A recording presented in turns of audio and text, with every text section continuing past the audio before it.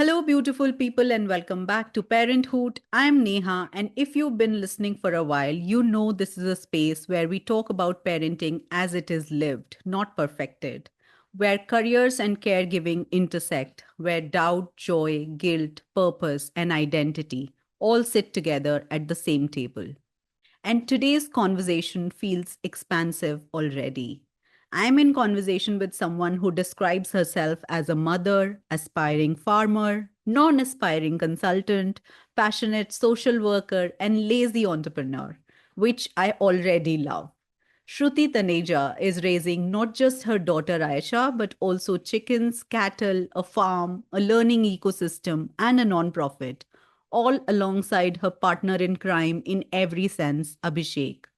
Shruti speaks about parenting as something she has thrived in.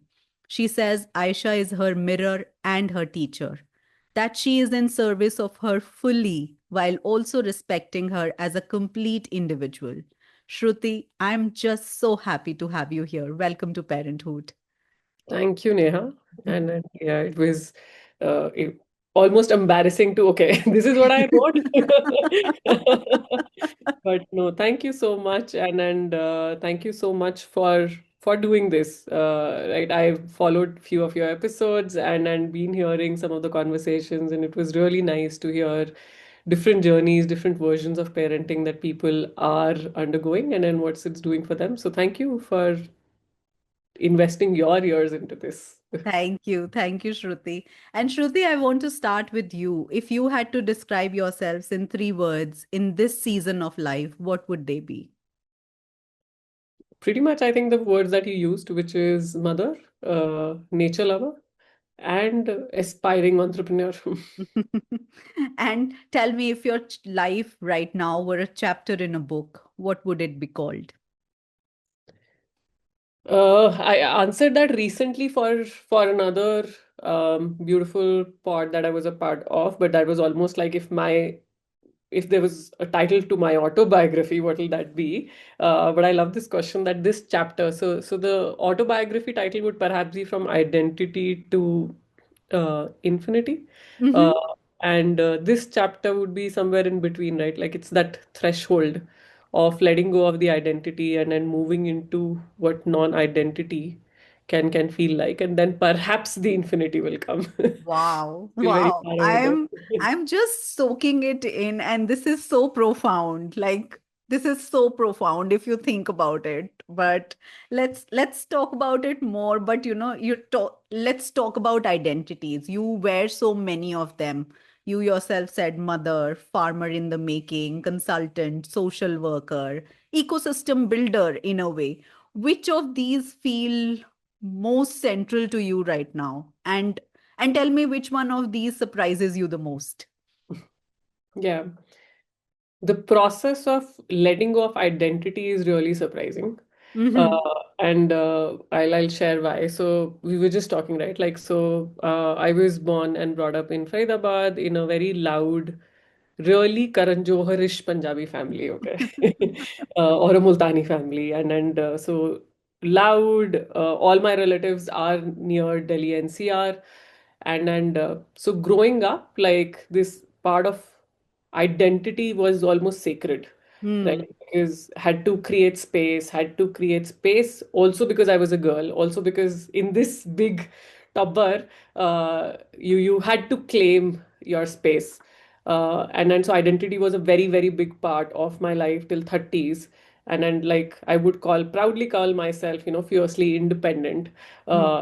And the entire life journey, right? Like I was started my career in advertising, and I remember I was the youngest copywriter then, and my dream was, okay, I will become the youngest person ever to achieve or receive Clio or one of those awards, and then working in corporate, similar kind of feeling. And then there was a pivot. I joined Teach for India Fellowship. And during that time was this discovery of what else can life offer. And I remember going to Gandhi Ashram, and Gandhi Ashram had these values, and one of the values was interdependence. Hmm. And that just, it just shook me to the core because I was so proudly calling myself fiercely independent. And then there's this value of interdependence. And since then, it's just been for the last 10 years that Abhishek and me shifted to Solan. nature teaches you that the most basic thing of life, which is not roti kapda makan, which is breathing. For Mm. breathing, you are interdependent. Mm. So there's nothing called as independence really. And so then if I'm not independent, then what identity am I holding? And so it's been that discovery. And similarly, in in life also, in all these, because I was doing all of these things, then the identity of a mother clashed with the identity of an entrepreneur, clashed with the identity of a farmer, because again, if I'm coaching and as a consultant to corporates and startups, then living a farm life, and then being an NGO or a jhola wala, all of these felt clashing. And Right. that created a lot of churn in my life. And so at one moment, kind of realized, are these really silos, or have I created them? Are these really Mm. identities that I have been holding on to? Mm. And at that moment, suddenly identities didn't seem important. And the joy of one flowing into each other, and which is, I think, partly the reason that I wrote on LinkedIn about Aisha's clothes, and you reached out. Yeah. While LinkedIn is a platform that I would mostly use for, of course, musings, but also learnings around coaching and consulting and farming.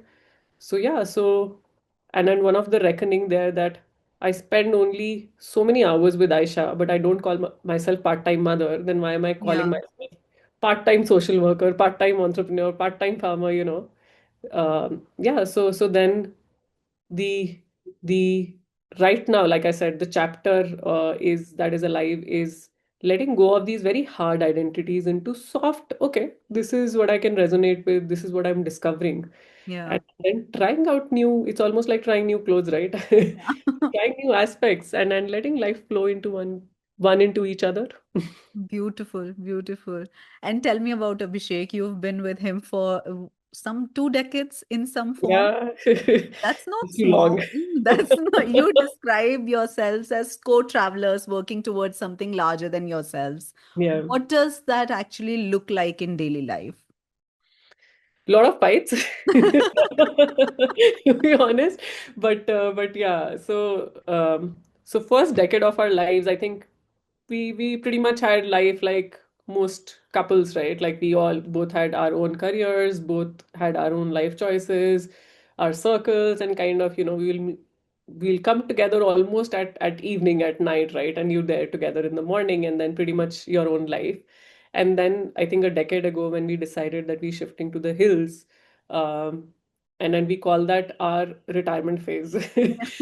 Because one, of course, the transition, but also I think this is what couples go through, right? After your retirement, you come together, and then there's this period of readjustment, learning to live with each other. Yeah. And so that happened because we were 24/7 together for 365 days, didn't have Aisha till then. There was no family around, no friends. So it was like, okay. But then what we joke about is, now that we've done that, now we're here for good. We know we're not running away, and then we know that we can handle retirement as well. Yeah, but it's been fun. I mean, fun in the sense that, like I said, that it no longer feels like my professional life and my personal life. It is one flowing into each other. The metrics that are decided are really decided keeping life in mind. Yeah. Uh, and so honoring the space that each one of us holds, honoring the life that we're co-creating, co-building together. Yeah. It is a lot of hard work, but also a lot of fun in terms of that we literally know that this is a life that we are very consciously creating together. So in fact, even choice of having office very close by, uh, when we're hiring or deciding on the team that is comfortable and that we can feel like is a part of family. So everything feels like family and everything feels like life. There is nothing Yeah. called abstract concept called work and or abstract concept called office. Um, yeah, but like I said, so there are days and there are days. There are days when fight of our home goes into the office, and then our team is like, listen, people, go back to your home, resolve, and come back. Yeah, and then there are days when the joy also overflows into Yeah. what we are creating together. Yeah. And talk to me about the fights. What Yeah. helps you find your way back to each other? Uh, parents used to say it long back, right? Like have a kid and then you will not have a you will have a reason. I think that is one big reason. I we realized it now. uh, but I think just the commitment. Uh, there is there is so much intentionality and joy in leading and creating what we're creating, and both of us know that we complement each other so well. Yeah. Uh, which means that there are differences, but those differences are what leads to fight. But then just kind of, so we have a pact that we'll never sleep angry at night. Hmm. So Hmm. whatever, and it's been tested and how, but like whatever fights are there, we end it before we sleep, so that Wow. the next day is a new day.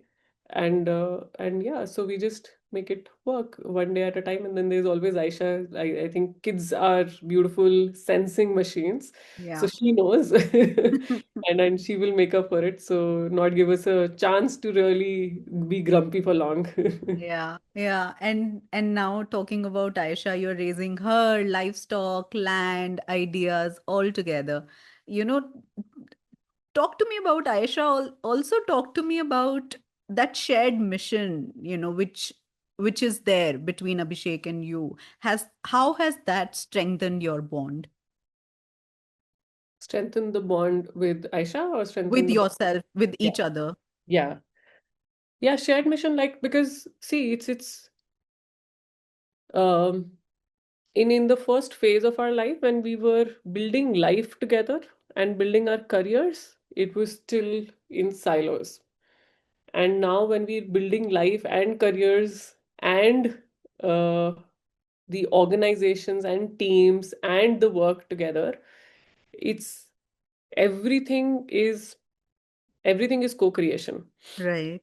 And so there are so many beautiful opportunities, right? Like the team members feel like our responsibility, and then just the way it changes the conversation in terms of that it's not a team where we have employees and where we are, they are working for us for a particular thing, but really when both of us are there, then just the sense of family flows into work.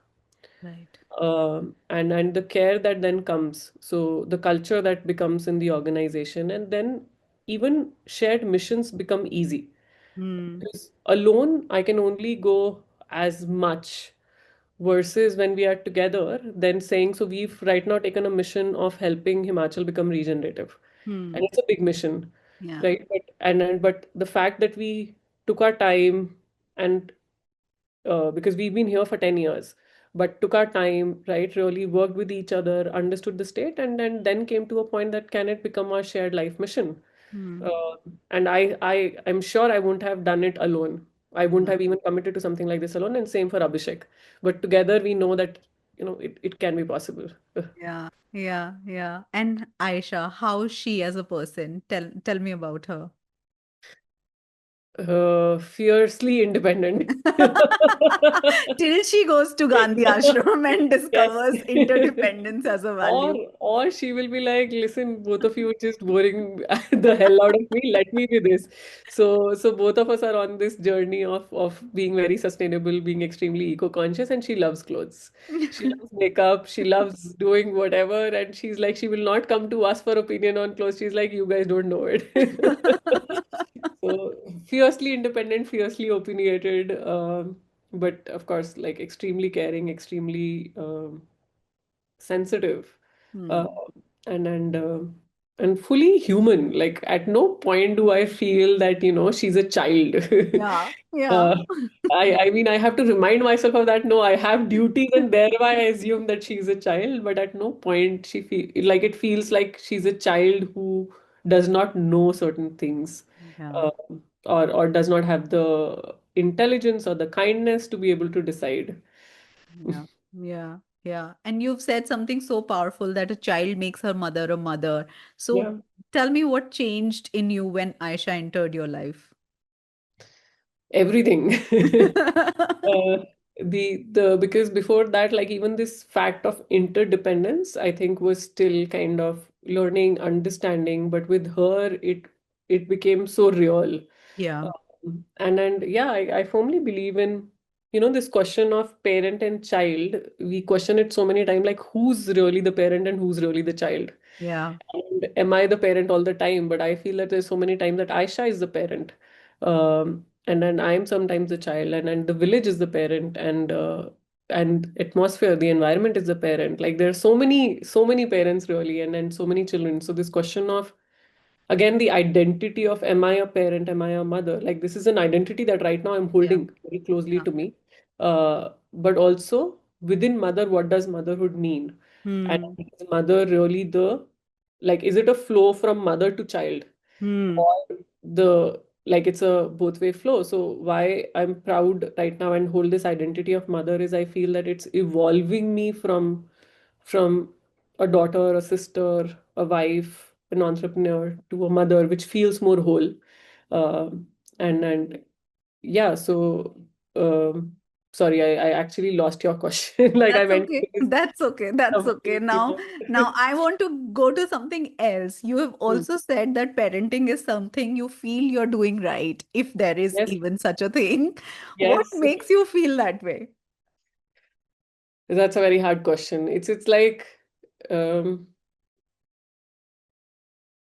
it's actually, yeah, very few things I feel I've uh sometimes you have this sense, okay, ये तो शायद ठीक हो रहा Huh.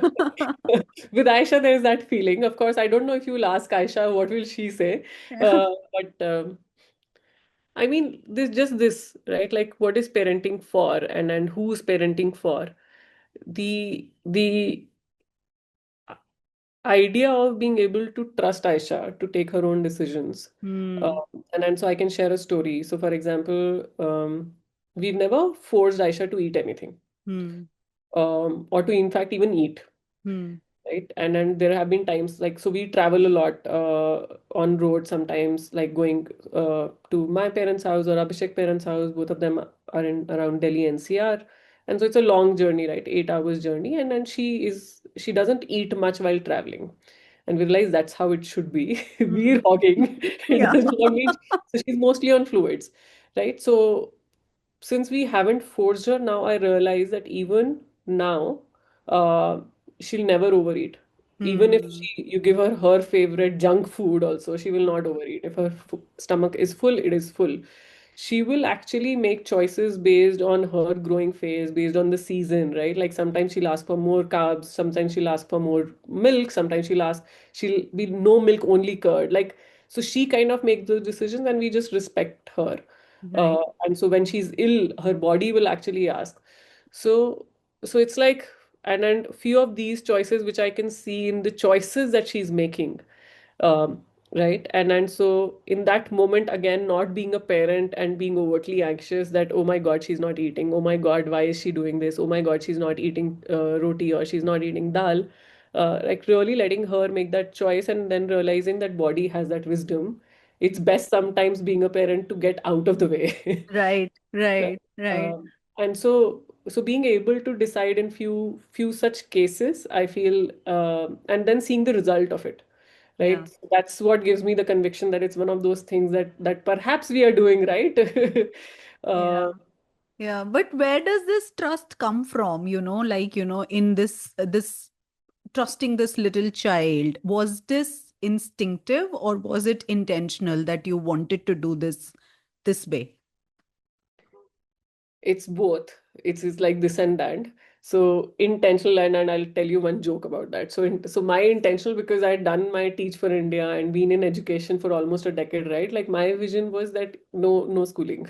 Yeah. Right? We're in the hills, we have all the time, we have a farm. I mean, so why send her to school? And so we homeschooled her for a few years.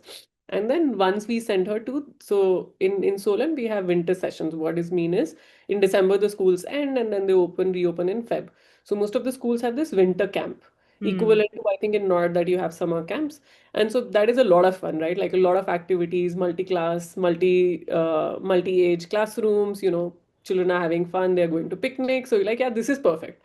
So we sent her, and she never ever said that she's not enjoying it. She would not miss a single class. She would actually, we had to travel, and she said, no, I can't travel because I have my winter camp. And then the winter camp ended, and she's like, I want to go to school. Wow. Because, of course, all of her friends are going to school, and we were like, we were trying to pester her. Yeah. Aisha, क्या करेगी school जाके? Sure, we will have fun. We have so much fun at home. She's like, no, I want to go to school. And so in that moment, the intention was that no schooling, but there's this kid who enjoys school so much. Yeah. And so we ended up enrolling her in school, and she's one of those kids who runs to school. Yeah. Right? So there's this saying, right, that children walk to school and run back home. It's opposite for her. She runs to school every single day. Like her school has to start tomorrow, and she's already like she has everything laid out. Her clothes are out. Everything is like, okay, get me the books. She's revised her stuff that he has to go to school. Wow. So it was like, you just canceled my TED talk. So the intentions just go off the window. And by I but to your question, I feel by listening. Hmm. The trust comes from listening. Hmm. And if I'm going in with preconceived notions, those notions are what I need, not Yeah. necessarily what the child needs. So really creating space to listen to the child, and so listening to body. When Aisha is saying something, her body is saying something. When Aisha is saying she wants to go to school, perhaps, and one of our realization was perhaps as a kid enjoys some discipline and structure, and perhaps that she's not getting at home Yeah. clearly. Yeah. Right? Nothing structured. So and then so that's what she needs, and that's what she's getting. Yeah. And when she outgrows it, she outgrows it. If she doesn't, she doesn't. Yeah. Yeah. My lethargy of getting her to do homework and tests should not come in way of her getting what she wants. So Yeah. yeah. Yeah, but in terms of schooling, Shruti, what was that shift like for you? In terms of you had to give up a whole ideology of homeschooling and then putting your child into the school. So how was it for you personally? Itna serious nahi tha. I got more hours to work. So I it's a love that. win-win. So selfishly, yeah, of course, it makes my life easier. Yeah. Uh, and but And in a way, I don't think we've honestly hit that road where letting go of ideology, because I think in all the other spheres, right, school is only what few hours in a day. Yeah. Yeah. Rest of the time is still with us. Rest of the time is still in a way that she's spending. And then her school, like we got her enrolled in a school where it's a very small neighborhood school, and one of conscious choices of even that school was where there's mixed, diverse children who are coming in, Yeah. right? So it's in that sense because it's not a very high income, high fee school, right? It has a great mix of children, great mix of teachers, great mix of parents who are coming in, and they're allowing us our uh, whatever fancy ideologies. So like she misses school a lot. And Yeah. I think it's only till a few grades that they will allow us. So she ends up going to school, what, 10, 15 days in a month, not more, or in fact even lesser, because rest of the time, either whenever we're traveling in workshops or we have work, she's with us. So in that sense, it's kind of nice. I think it's traversing both worlds. So it Yeah. did feel like changing so much. I Yeah. think the pain will come once in fifth, sixth grade, her exams are there and she's to sit and I have to sit with her. That is when perhaps it'll hit home. Yeah, but that's a little far off, Yeah. so you can chill till then. Yes. Yeah. Tell me, where do you feel most confident as a parent? Confident as a parent. Mm,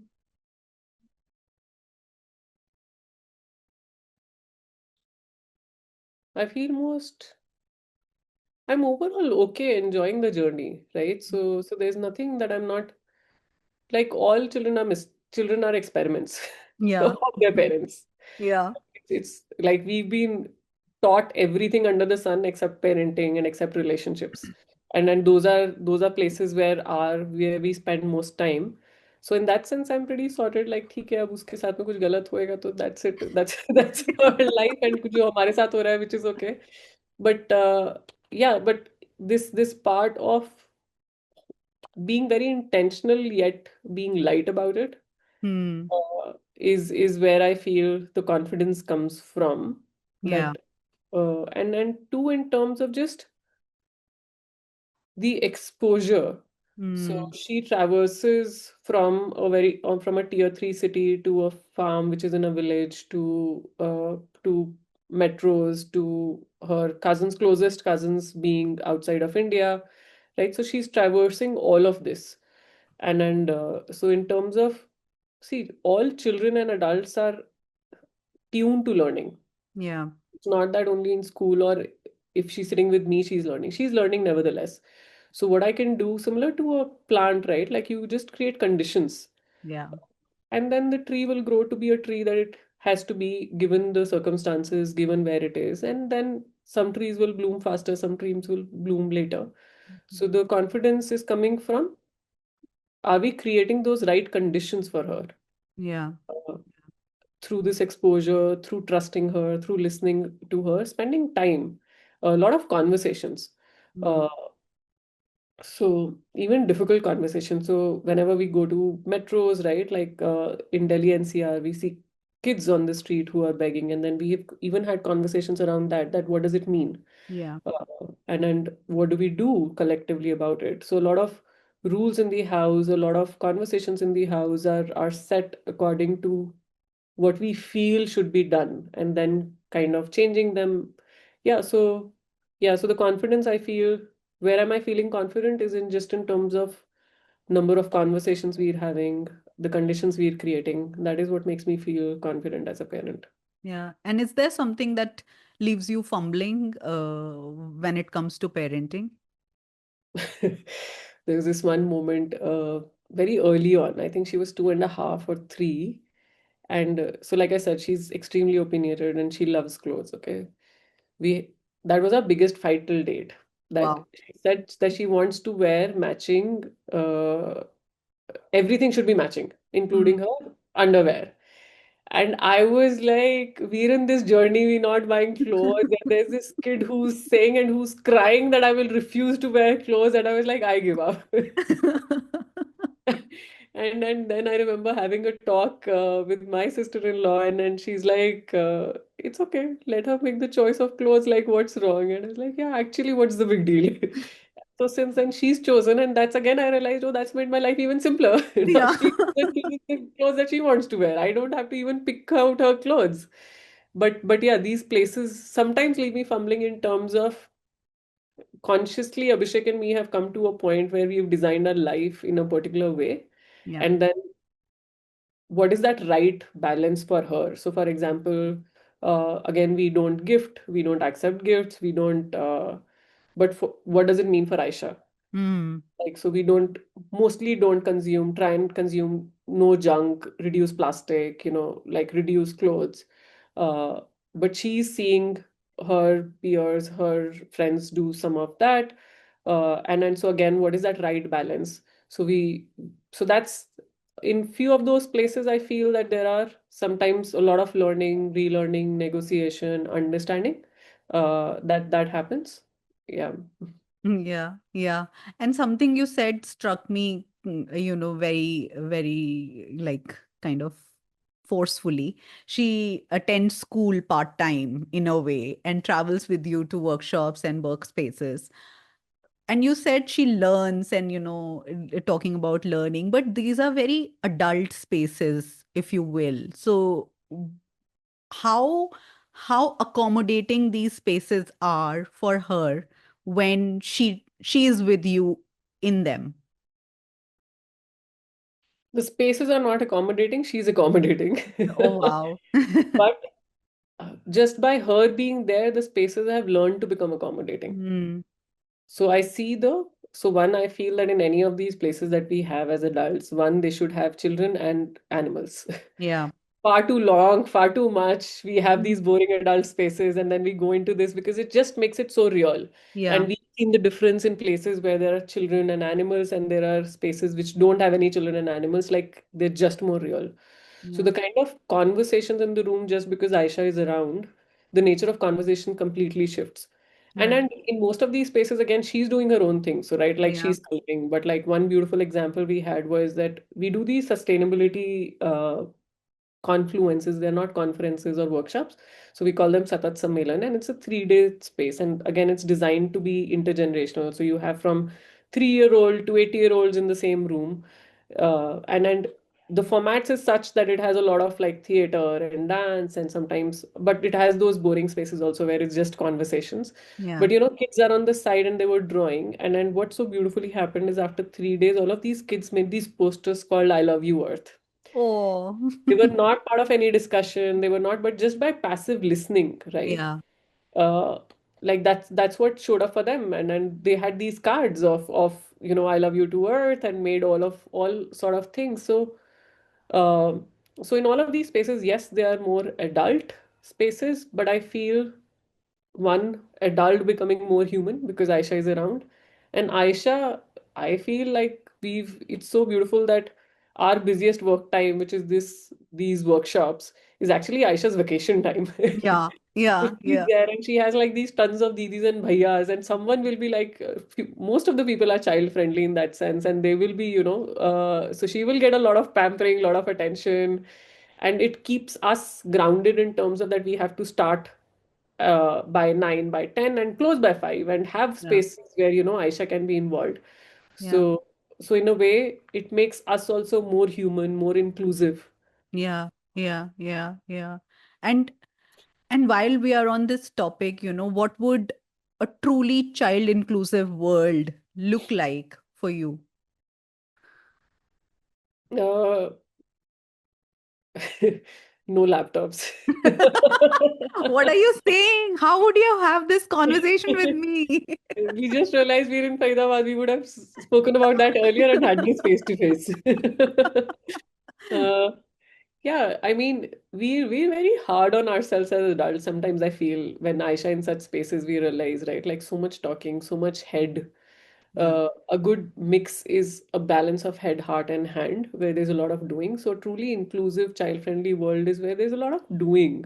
Yeah. Uh, there's a lot of talking, but real talking, right? Like real emotions, like this conversation, Yeah. and very less head. Hmm. uh, it's like in the five senses, out of five senses, we overtly use our eyes as a sense. Hmm. In truly inclusive world, we'll have all. Like children crave touch so much. As Hmm. adults, there is no space for touch. We don't Yeah. even know our equation, comfort with touch, right? Either Yeah. it's into like extremely, Yeah. yeah, it's a very weird spectrum. Uh, Truly inclusive world will have so much doing together, and then learning automatically follows. Yeah. Open spaces, right? Like not just serious working spaces. 9 to 5 seems like the norm, but why is it a norm? 9 to 5 is a damn long time without any Yeah. breaks, and we know what it's doing to our bodies. We know what it's doing to our minds. Night shifts, oh my God. So yeah, so truly inclusive spaces will have a lot of intentional breaks, lot of intentional conversations, lot of doing, lot of giggling. Yeah. Right? A lot of spaces where we can laugh and then just chill. Yeah. Yeah. Yeah. And tell me, Shruti, Presence. talking And about, yeah, sorry. Go ahead. no, just and presence. Yeah. I feel again something that Aisha has been teaching me through and through is it's not really a matter of number of hours I'm spending with her, but Hmm. what am I doing in the time that I'm spending with her? Like, can I completely be with her? Hmm. So she Hmm. gets damn irritated if I have my phone on and when I'm speaking to her. So Yeah. the quality of my presence is, and so just 1 hour of, I think, good presence makes up the entire day. Yeah. Yeah. Yeah. Yeah. And has motherhood simplified your priorities for you? Yeah, yeah, absolutely. In what The terms? first thing that goes on my calendar is morning time with Aisha, afternoon time with Aisha, evening shutdown time. And so whenever she's not around, I'm working more than required. I mean, if Yeah. I can do it in most days with her, so yeah, so completely. Uh, Hmm. if it's an off day, it's an off day. If it's Aisha's time, it is Aisha's time. Yeah. So Yeah. absolutely. And what about Abhishek? Has fatherhood simplified his priorities for him? So when Aisha came into my life, I was like, I feel like I don't need you anymore. And he's like, wow. But in a very weird way, that seems true. And so for him, yes, to prioritize in terms of like I was like, see all those roles about patriarchy and all of those roles about you going out of home, being the breadwinner. and coming back, I'm completely okay with it now. Like I know I fought most of my adulthood saying, no, no, this is not there, I should work. But yeah, that completely makes sense to me. But yeah, for him now to be validated in the household is where he has to prioritize a lot. Yeah. And do you have differences in your parenting styles? Yeah. Fortunately, I feel that Abhishek and me are aligned on values point a lot. Hmm. And then that's why we've taken a lot of decisions, a lot of chosen this lifestyle together. But of course, there will always be differences. But I think kind of subtly knowing where am I not, where does he have veto and where do I Yeah. have veto. Yeah. So parenting almost by default, I think I have vetoes. So Yeah. he will get out of the way. But even like schooling, for example, I think so for me it was like no school. But when this was Aisha, so then Abhishek kind of also nudged me into thinking that if she's enjoying school, Yeah. uh, then can there be a possibility of school, etc. So I think yeah, but not any major differences as such. Hmm. Hmm. Hmm. Hmm. Hmm. And talking about, was there a previous version of you? Because I hear it from many, many mothers that before the child came into my life, there was a version of me who's not there anymore. Is that true for you also?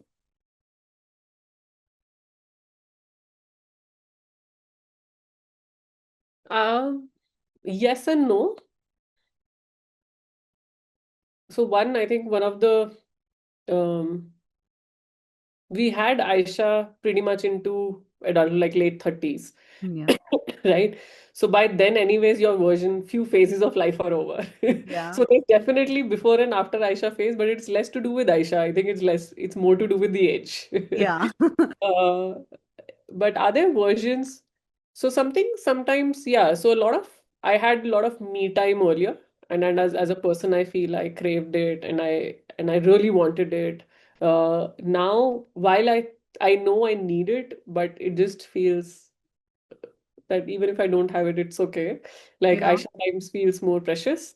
Uh, Oh. but no other kind of, I won't say. Like it's of course it's part of growing up and it's part of just evolving, I feel. Yeah, yeah. So tell me, what does a typical day for you looks like? Between everything that you do, between your farm life, workshops, learning, motherhood, everything. Typical day. So Aisha is our alarm clock. She Yeah. wakes us up. She's like again one of those things, right? Like eating and waking up. So she sleeps on time and she gets up on time, and we actually don't need an alarm clock. Like she will get up on time, wake us up. And so beautiful. I think I love these small rituals with her. So the morning ritual when she wakes up and like a kid, like her eyes are like this bright and open, and she's like get up and then have all this masti. So that's like again we get up earlier so that we can accommodate this 15 to 30 minutes of morning bedtime Yeah. waking up ritual. Yeah, so sometimes, yeah, so getting up with her, and that will involve either sometimes games, sometimes exercises, sometimes yoga, sometimes reading. It depends on her mood. And then the usual, right? Like getting ready for school. um so, and then she goes to school, and then that is the time that we have for our work. So kind of back to screens and back to work. Uh, Lunch is when again everyone comes together. So by that time Aisha comes back, and then the entire office is here. So all of us again eat together, and that's I think another beautiful ritual. So for Aisha, she has it's almost like she will take a plate and then just go around and take something from everyone, and it's so beautiful that so as a household we eat less spicy food. And so Yeah. I of course does not eat as much spicy food, but all our team members have started cooking and getting food which is less spicy so that Aisha can Oh. eat. So she gets to have like all of this variety of food. So that is like again 1.5 hour of lunchtime ritual playing. And then I think till 5 and 6 again, it's work for us. For her, it is playtime, music class, other things that she wants to do. She will get hold of someone, just play. And then uh, I think again the last ritual of the day, dinner and bedtime. So we will make either we'll make food together if she's very tired, then she'll be listening to stories. If we have time, we'll just play games together, all three of us. Uh, I love her time with me in the kitchen, right? So she's now experimenting with making vegetables. Wow. So that's something that she will do. Yeah, and then bedtime. So her bedtime is with me. And so we tried multiple things because sometimes I'm traveling and Abhishek is at home. So it's like, okay, we'll try 2 days of her not Yeah. sleeping with me. But like, okay, if she's anyway sleeping when I'm not there, then let me be here when I'm here. Why? Again, one of those things that, because we've been so conditioned to, nahi, child should be independent, child should do this. Okay. I mean, when I'm not here, it's not that she's making a fuss. Yeah. So then she's adapting. So then why do I compromise on just because she needs to learn to do something? Yeah. So yeah, that's a typical day. And then post once Aisha sleeps and she sleeps early, so then that is Abhishek and my time. So almost like 2 hours of a cool down ritual where both of us will just sit, watch the crappiest shows, or just have conversations. Yeah, that's pretty much it. Yeah. Do you ever feel stretched that you're doing too much? A lot of times, but that's mostly, I think, at mostly work. And if it's new work, right? Like, so I think that's the learning curve at work. So we picking a lot of battles and a lot of things which we've not done earlier Yeah. and which we don't really know. Yeah. Uh, so those are times when it feels stretched, like not stretched, actually busy. Yeah. Yeah. Uh, but one resolve is that it should not trickle down into how we are behaving with each other and with Aisha. So kind of then there are phases. Yeah. Uh, Initially, yes, I feel early years. So I'd taken a sabbatical when Aisha came, but post that when I joined, I think first few, almost 1.5 year was difficult. Uh, Hmm. Giving attention to everything, trying to learn and then understand, holding everything together. But now I think, yeah, it's pretty sorted. Sometimes it feels busy, Yeah. also when travel comes up. But yeah, most Yeah. of the other times it feels, like I said, because now the underlying feeling of that each one of this is feeding into each other. Right. So Right. then that kind of regenerates my energy, right? I Yeah. know what I'm learning with Aisha is also informing and improving my quality of my work, how I'm showing up at my work. Like, so with that awareness, I feel that it started to become integrated, holistic, and easy. Wow. Yeah. Yeah. And is there a belief or something that you were told about parenting that you've had to unlearn in your journey? A lot of things, a lot of all of this. So the if you were to ask me for a parenting checklist before being a parent and now, I think it's completely opposite. Like, so like food, for example. Yeah. So uh, in my household, I've been grown to kind of, have meals on time, have this, you can't waste food. And so while not wasting food still holds true, but wasting food at cost of your body also. So what Yeah. does wasting food mean? Like even questioning that. So relationship with food, relationship with uh, schooling, Hmm. relationship with discipline, right? Like all of this relationship with something, children should be conditioned into doing certain things, Yeah. and children are children. So Yeah. all of this, I think, all of this took a lot of unlearning. Hmm. Hmm. And Hmm. and in fact, so even in Teach for India, right, when we joined, we were told that you will unfortunately become the teacher you did not like, and you will become the parent you did not like. Yeah. Because when in terms of crisis and in terms of when you're helpless, you only look back into your own journey. Right. And if you didn't have good role models or good examples, like, so in moments when I know when I'm very angry or when I'm not able to handle, I go back to how I was raised. Hmm.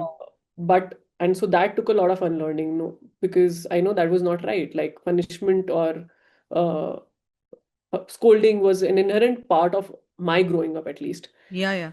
So knowing that's not a fallback option. Yeah. So discovering what else. Hmm. Hmm. Right? Hmm. Like if Aisha is angry at if I'm being angry at her, then there is no point on saying that don't be angry. Yeah. Right? So then, but then what's the alternate? So there are times, of course, then I'll still be angry, but then also in that moment, pausing and looking back, okay, what is it telling me about myself? Like, what is my relationship with anger? Hmm. What is she seeing in the environment that she's expressing her anger, right? Hmm. Where is she not being heard? So all of this required a lot of mindful and conscious unlearning, holding back, questioning. Yeah. Uh, yeah, a lot of times I think the default conditioning will come up. Yeah. Yeah. Yeah. And after you have done that, you realize, you take a step back Yeah, and yeah, see it that okay, ये क्या किया मैंने? yeah, yeah, yeah, yeah. Yeah. Yeah. One hack that I've recently understood is look at your grandparents. Okay, I feel that parents are too involved. Grandparents have the love, yet they've seen the life to know कि क्या important है. So Hmm. most likely, like my mother or Abhishek's mother is not fretting about anything. I actually let it go. It's not important. If they are not fretting, which means, but if they're fretting about something, perhaps there's wisdom there because Hmm. they've seen now two generations grow up, Yeah. right? So like they hardly fuss about food. So food is like completely gone now from my radar. I'm not fussing about it at all.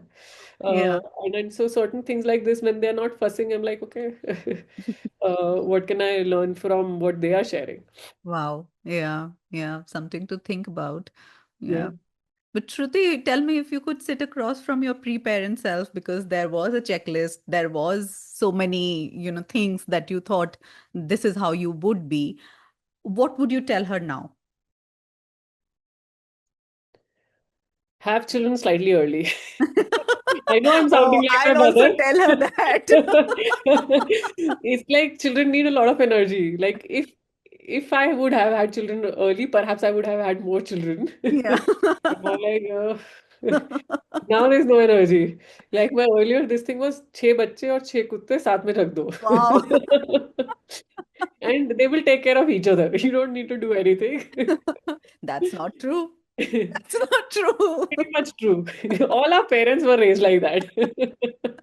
Who's to say they were raised to be better human beings than our children would be? I think that's Yeah. all a notion in our head. Yeah. Um, all I can do is work on myself. But yeah, so one like this wisdom that our parents kept on telling us that if you want to have children, have them early. Yeah. There's merit. Yeah. You just have more energy. I was like, now I tell my mom, you could have told me कि energy की बात थी, not about Huh. anything else. You know, अब उसको घोड़ा बनना है, मुझे उसको 2 फ्लोर चढ़ा के लाना है. They're like, okay, I need to do strength training a lot more. Yeah. Yeah, Yeah. but and otherwise, like it's not as I feel the my pre this thing self like I feel both Abhishek and me were always we always knew we'll have children and wanted a family, um, but there's still I think a lot of fear and unknown and Mm. almost this at least in my head there was this societal kind of this thing of life completely changes, Yeah. right? And so that came with a lot of expectations and delays. Okay, ठीक है, मतलब change होना है, so let's delay it, etc. So that's something that I would tell my previous self, which is that life changes, but life changes for good, and life is anyways changing. Yeah. Uh, yeah, so yeah, and nothing to be afraid of, nothing to be really scared of, nothing to really, and then perhaps I lived them out. So, but I don't think I'm missing anything about my previous life. Hmm. Hmm. Hmm. Hmm. Hmm. But that might just be because 35 years I did whatever I wanted to do. And none, Whatever it was, then yeah. then you had children at the right age. Yeah. Yeah. Yeah. And finally, as my last question to you for today, Shruti, if you could offer one insight to parents listening, especially those trying to, do it right, what would it be? It takes, like, I feel the only, not advice, the only kind of thing that I would share is that it is true that it takes a village to raise a child. Um, And so finding that village, right? And that can be anyone. That can be village, can be again village, can be pets, village can be your your joint family, village can be friends, village can be school. So finding that village and investing in that village, like I feel so blessed that we have so many people around us, and so many, because I see Aisha growing in ways that only Abhishek and me couldn't have, if both of us were only raising her, or Yeah. raising her by our definition of raising, right? Yeah. So investing in that village basically just makes our life easier. Yeah. And child, of course, more vibrant. So if not for the child, doing it for yourself also. Yeah. Having that village so that you can have some time for yourself, you can have your own space as well. Yeah, yeah. Thank you. Thank you, Shruti. This conversation feels spacious, like your life. Thank you for speaking about parenting, not as performance, not just not as performance, but as a practice. And I think what strikes me most about our conversation is that you reminding us that children are whole individuals, if not adults, and not projects to be managed. So that is what I'm taking out from this conversation. Thank you for speaking with me. Thank you, Neha, for those beautiful questions. It made me think a lot, and it, yeah, it was beautiful reflection for me as well to really understand my life journey. So thank you for this space. You're most welcome. And to everyone listening, if this episode resonated, please share it with someone who might need to hear it. Follow, subscribe, leave a review if you can. It helps this community grow. Until next time, this is Neha Garg signing off. Bye bye.